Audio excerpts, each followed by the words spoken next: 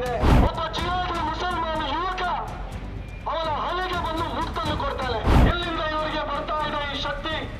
ಆ ದೇಶದ್ರೋಹಿ ಸಂಘಟನೆಗೆ ಸಹಕಾರ ನೀಡುತ್ತಿರುವುದು ಇದೇ ದೊಡ್ಡ ದೊಡ್ಡ ಪ್ರಬಲವಾದಂತಹ ಮುಸಲ್ಮಾನ್ ಗುತ್ತಿಗೆದಾರರಿಂದ ದುಡ್ಡನ್ನು ತಗೊಂಡು ದೇಶ ವಿರೋಧಿ ಹಿಂದೂ ವಿರೋಧಿ ಕೃತ್ಯವನ್ನು ಮಾಡ್ತಾ ಇದ್ದಾರೆ.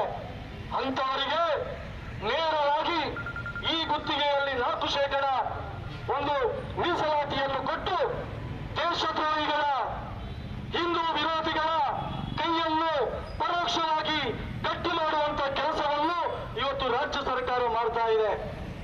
ಅದಕ್ಕೋಸ್ಕರ ಇವತ್ತು ಇಡೀ ಕರ್ನಾಟಕದ ಜನ ಇದನ್ನು ವಿರೋಧವನ್ನು ವ್ಯಕ್ತಪಡಿಸ್ತಾ ಇದ್ದಾರೆ ಬಂಧುಗಳೇ. ಅದಕ್ಕೋಸ್ಕರ ಇವತ್ತು ನಾವು ಈ ಪ್ರತಿಭಟನೆಯ ಮುಖಾಂತರ ಯಾವ ಈ 4% ಮೀಸಲಾತಿಯನ್ನು ನೀವು ಕೊಟ್ಟಿದ್ದೀರಿ ಅದನ್ನು ವಾಪಸ್ ಪಡೆಯಬೇಕು ಎಂಬಂತ ಆಗ್ರಹದೊಂದಿಗೆ ನಾವಿವತ್ತು ಪ್ರತಿಭಟನೆಯನ್ನು ಮಾಡ್ತಾ ಇದ್ದೀವಿ. ರಾಜ್ಯಪಾಲರಿಗೂ ಮನವಿಯನ್ನು ಈಗಾಗಲೇ ಮಾಡಿದ್ದೀವಿ. ಯಾವುದೇ ಕಾರಣಕ್ಕೂ ಈ ವಿಧೇಯಕವನ್ನು ತಾವು ವಾಪಸ್ ಕಳಿಸಬೇಕೆಂಬಂತ ಮನವಿಯನ್ನು ಕೂಡ ನಾವು ರಾಜ್ಯಪಾಲರಿಗೆ ನಾವು ಕೊಟ್ಟಿದ್ದೀವಿ.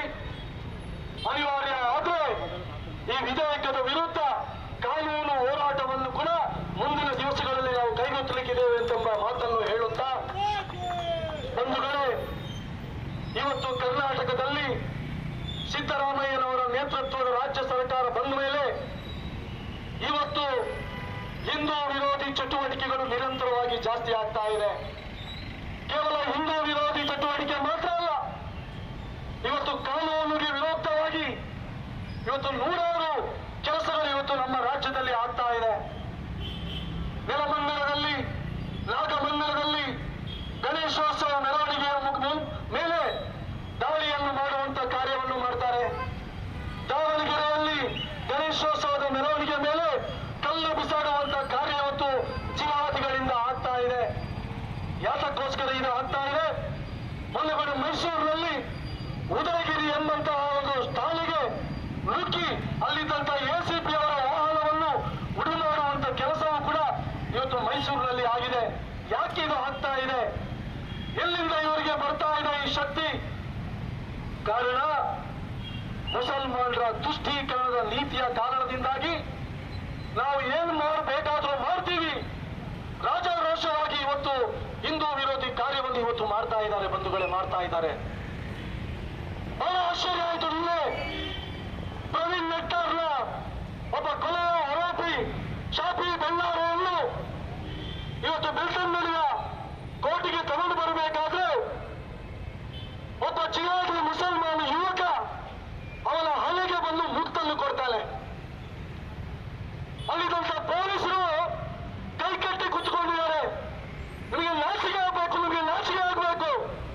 ನಾನು ದಕ್ಷಿಣ ಕನ್ನಡ ಜಿಲ್ಲೆಯ SP ಅವರಿಗೆ ಹೇಳಲಿಕ್ಕೆ ಇಚ್ಛೆ ಪಡ್ತೀನಿ, ನಿಮ್ಮ ಮೇಲೆ ವಿಶೇಷವಾದಂತ ಗೌರವ ಇದೆ ನಮಗೆ. ಆದರೆ ನಿನ್ನೆಯ ದಿವಸ ನೀವು ಒಬ್ಬ ಆರೋಪಿಯನ್ನು, ಅದರಲ್ಲೂ ರಾಷ್ಟ್ರೀಯ ತನಿಖಾ ದಳದವರು ಇವತ್ತು ತನಿಖೆ ನಡೆಸ್ತಾ ಇದ್ದಾರೆ, ಅಂತ ಒಬ್ಬ ಪ್ರವೀಣ್ ನೆಟ್ಟಾರ್ನ ಆರೋಪಿಯನ್ನು ತಗೊಂಡು ಬರಬೇಕಾದ್ರೆ ಅವನಿಗೆ ಯಾರೋ ಒಬ್ಬ ಬಂದು ಅವನಿಗೆ ಈ ರೀತಿಯ ಕೆಲಸ ಮಾಡ್ತಾನೆ ಅಂತ ಕೇಳಿದ್ರೆ ಇದು ಪೊಲೀಸರಿಗೆ ಮಾಡಿದಂತ ಅವಮಾನ ಇದು. ಹಾಗಾಗಿ ನಿಮಗೆ ಸ್ವಲ್ಪ ಆದ್ರೂ ಮರ್ಯಾದೆ ಇದ್ರೆ, ಗೌರವ ಇದ್ರೆ ನೀವು ತಕ್ಷಣ ಯಾರ ಉಜಿರೆಯ ಮುಸಲ್ಮಾನ ಯುವಕ ಇದ್ದಾರೆ ಅವನನ್ನು ಬಂಧನ ಮಾಡಿ.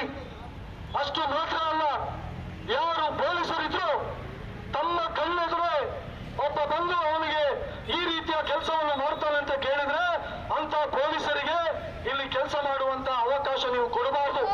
ಹಾಗಾಗಿ ಆ ಪೊಲೀಸರ ಮೇಲೂ ನೀವು ಕ್ರಮವನ್ನು ತೆಗೆದುಕೊಳ್ಳಬೇಕು ಬಂಧುಗಳೇ, ಕ್ರಮವನ್ನು ತೆಗೆದುಕೊಳ್ಳಬೇಕು. ಪೊಲೀಸರಿಗೆ ನಾನು ಈ ಸಂದರ್ಭದಲ್ಲಿ ಆಗ್ರಹವನ್ನು ಮಾಡ್ತಾ ಇದ್ದೀನಿ.